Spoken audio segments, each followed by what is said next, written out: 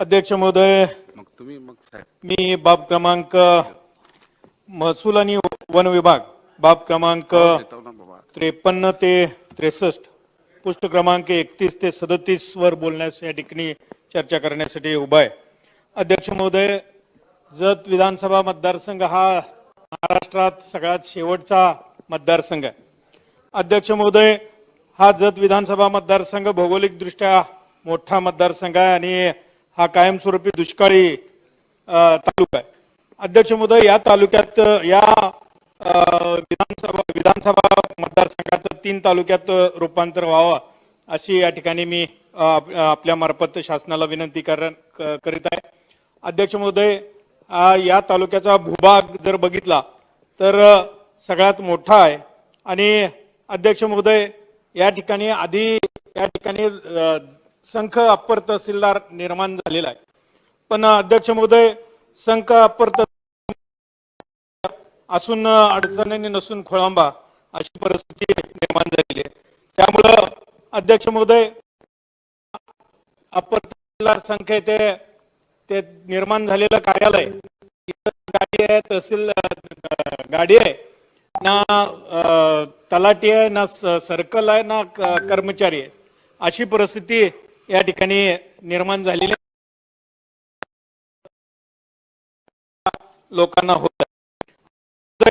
त्याचबरोबर या ठिकाणी मी ज्या एम सँड क्रश सँडच्या संदर्भात उच्च न्यायालयानं औरंगाबाद मुंबई यांनी निर्णय दिलेला आहे की एम सँड है खडी आणि इतर प्रोडक्शन मध्ये गौण खनिज मध्ये येत नाही.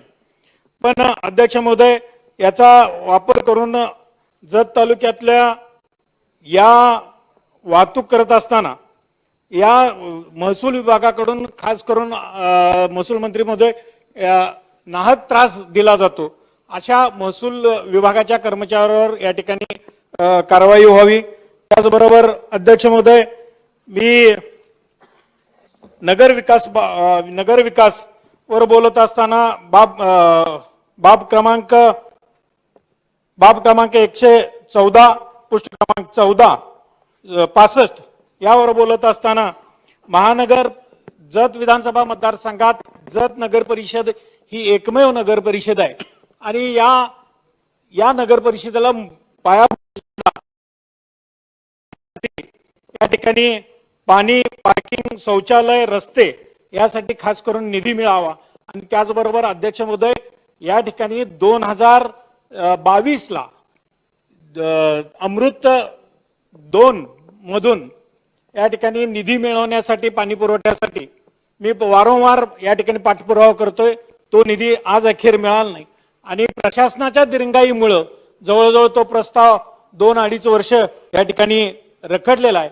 मी आपल्या माध्यमातून शासनाला विनंती करतोय की या पाणी पुरवठ्यासाठी निधी लवकरात लवकर मिळावा, एवढीच या ठिकाणी विनंती आहे. अध्यक्ष महोदय, त्याचबरोबर वैद्यकीय शिक्षण शेवटचा मुद्दा आहे. अध्यक्ष महोदय, वैद्यकीय शिक्षण व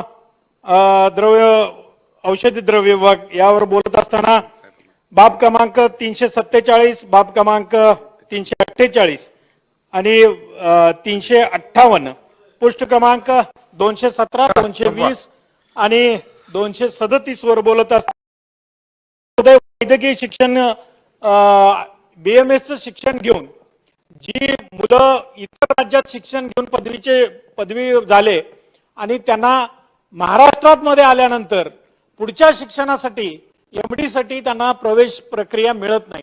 म्हणून मी आपल्या माध्यमातून या ठिकाणी वैद्यकीय मंत्र्यांना विनंती करतोय की आपला जो निर्णय आहे त्या Press the bell icon on the YouTube and never miss another update.